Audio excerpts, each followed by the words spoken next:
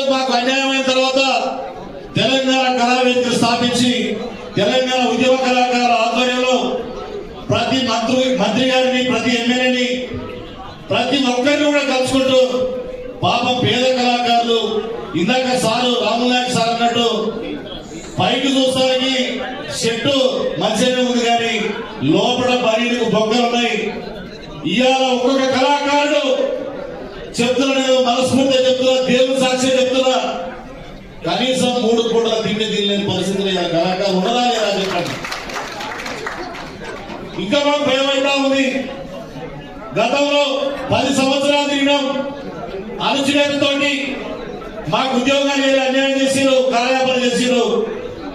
మరి ఈ ప్రభుత్వం వచ్చిన తర్వాత రేవంత్ అన్న గారు పిసిసిగా ఉన్నప్పుడు మన ప్రభుత్వం రాగానే మీకు ఖచ్చితంగా 1000 మందికి ఉద్యోగాలు ఇస్తారని చెప్పేసి ఒక పెద్దగా మనకు భరోసా ఇస్తే ఈ యొక్క కాంగ్రెస్ ప్రభుత్వం వస్తే మన బతుకులు మారుతాయి, మన బాధలు పోతాయని చెప్పేసి మనం తెచ్చుకున్నటువంటి ప్రజాపాలన ఈరోజు మన కోసం కమిటీ చేసి ఈరోజు మన బాధలు వినడానికి మరి వచ్చినటువంటి మరి ప్రముఖులందరికీ కూడా శిరస్సు వచ్చి పాదాభివందనం తెలియజేస్తూ మరి మేము కూడా ఎక్కువ లేట్ చేస్తారు. ఎందుకంటే మేము బతకలేని పరిస్థితుల్లో ఉన్నాం. విద్యా, వైద్యం, అదే విధంగా ఆ రోజు తెలంగాణ కోసం చదువులు పక్కన పెట్టి పెద్దగా చదువుకోకుండా 10th పాస్ అయిన తర్వాత ఇంటర్మీడియట్ చదువుకోకుండా, డిగ్రీ చదువుకోకుండా ఆనాడు చదువులకు మిస్ అయినాం. ఈనాడు మేము ఉపాధికి మిస్ అయినాం. మరి సాంస్కృతిక సారథిలో ఉద్యోగాలు వచ్చిన వాళ్ళు 13 సంవత్సరాలుగా వాళ్ళు ఒక నెలకు జీతం చేసుకొని వాళ్ళు ఒక విధంగా బతుకుతుంటే నిజంగా రోడ్ల మీద పండుకొని అన్నం తినకుండా కన్నీళ్లు పెట్టుకుంటా మేము 13 సంవత్సరాల నుంచి బతుకుతాం సార్. ఒకటి గుర్తు పెట్టుకోవాల్సిందిగా నేను మీ మనస్ఫూర్తిగా పాదాభి నమస్కారం తెలియజేస్తున్నాం.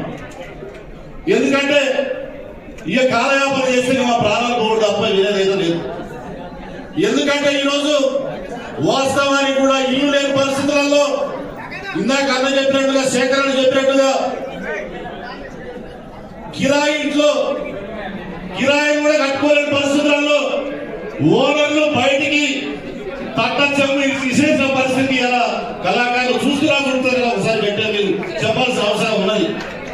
కాబట్టి ఉపాధి లేక, తిండికి లేక, పిల్లల్ని చదివించుకోలేక ఇబ్బంది పడుతున్నటువంటి మా కళాకారులకు మీరు తొందరగా మీకు చేతులు జోడించి శిరస్సు వచ్చి నమస్కారం తెలియజేస్తూ తెలంగాణ రాష్ట్రంలో ఉన్నటువంటి దగాపడ్డ నిరుద్యోగ కళాకారుల అందరి తరఫున మీకు పాదాభి నమస్కారం తెలియజేస్తూ తొందరగా కళాకారులు పడుతున్నటువంటి కష్టాన్ని మీరు పరిశీలించాల్సిందిగా మనస్ఫూర్తిగా కోరుకుంటూ సెలవు తీసుకుంటా ఉన్నాను.